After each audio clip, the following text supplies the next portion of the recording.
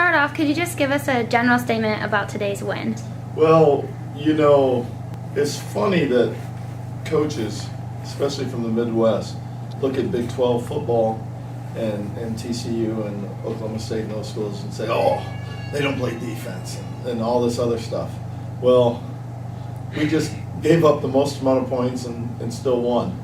So all apologies to everybody who has to go against a high-powered offense, because Lake Erie did a fantastic job on offense, and we struggled turning the ball over, and mistakes in the kicking game, they gave them additional opportunities, and it was just kind of the character of the team to stand in there and find a way to win.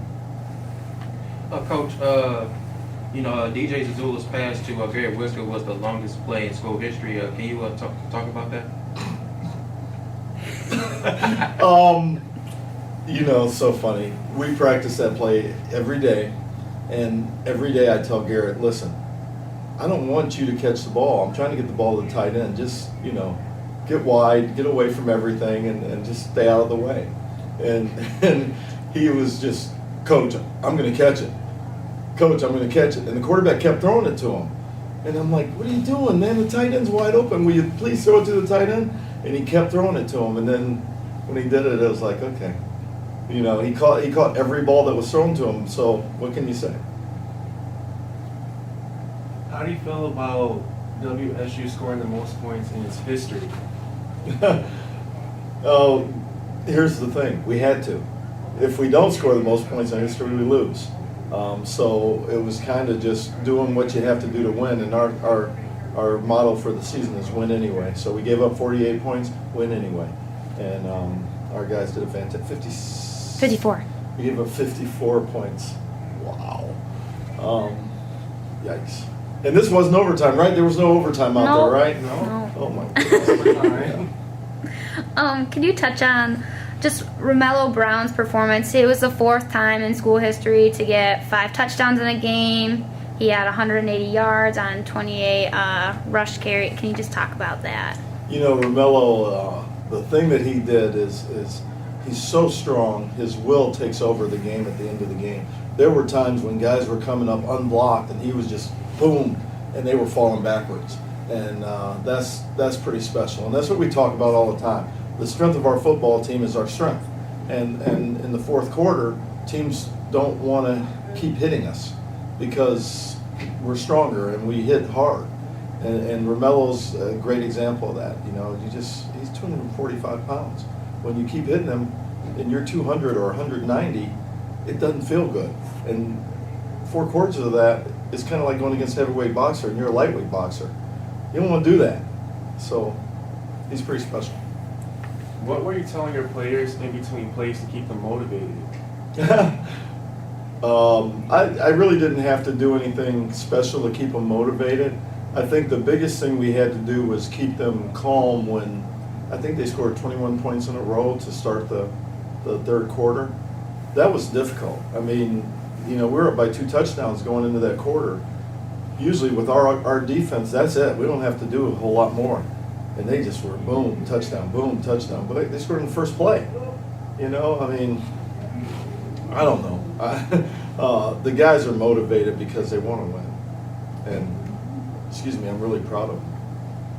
What is the greatest, what's the strength with the football team? Like, what's the strength? Our greatest strength? Yes. Is our strength. Our strength and conditioning coach, Coach Mendoza, Ruben Mendoza, is the best. I mean, he's the best. Division I, Division II, Division VIII, whatever. He does a fantastic job with our guys. He motivates them in the weight room. He does the proper lifts to help them prepare for football season and throughout the season to keep it and maintain it. And our guys, like I say, when you watch us play, we're a physically strong football team. And that's a pretty big weapon for us. Can you touch on the defense? Like Zach Bilecki on senior day, he had 13 total, not touchdowns, tackles, excuse me. And then Anthony DeDamos had 9. Can you just touch on the defense performance? It's tough on the defense in a game like this when the other team scores as many points as they did. But there were some standouts. I think Zach Bilecki obviously made a ton of plays, and none bigger than the 2-point play, and he breaks that up, and that's the game right there. And then Anthony DeDamos, when he fit the run really well, it was 2-3 yard gain or a 2 or 3 yard loss. When he didn't necessarily fit it well, it was 85. You know, so it was a lot of pressure on him. The guy who I think stood out tremendously defensively was Jake Carrizales, number 2, the defensive end. I think he came through with some big tackles for loss and some tackles on the dive that forced the quarterback to run, which I'd rather have the quarterback run than the dive. So those 3 guys I think really stood out, and look at the tape and see who else really stood out. And then lastly, can you talk about some of the key strengths and then possibly areas of growth going into next week's season? game? Or next week's game. Next week? Mm-hmm. You know what? It's a completely different game than we'll see next week. Mhm. Hillsdale's a tough physical football team, very similar to us.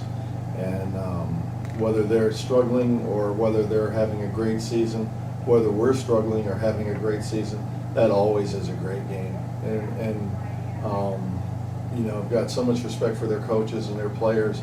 It's going to be one of those games that, you know, it's going to be the last man standing. And I think that how we grew from today is our kids, you know, if something bad happens in the game next week, they're less likely to overreact. They'll react accordingly, and they'll keep playing. And that's kind of one of the things we stress going into this game. Anything else? I kind of have one more question. What is something that the team will have to work on if they expect to beat Hillsdale next week? Well, we didn't throw the ball very well. I mean, we had hit the big long passes, a couple of them, and Jamel made a fantastic catch on one. But we've got to throw the ball better. I think we have to be more efficient. We should complete 70% of our passes. When you run the ball as well as we do, teams have to defend that. So when you decide to throw it, you should be pretty good at it. And we weren't great at it today. I don't have the statistics, but I think we can be so much better. Thank you. All right. Thanks, Thank you. Coach. Thank you. Thank you.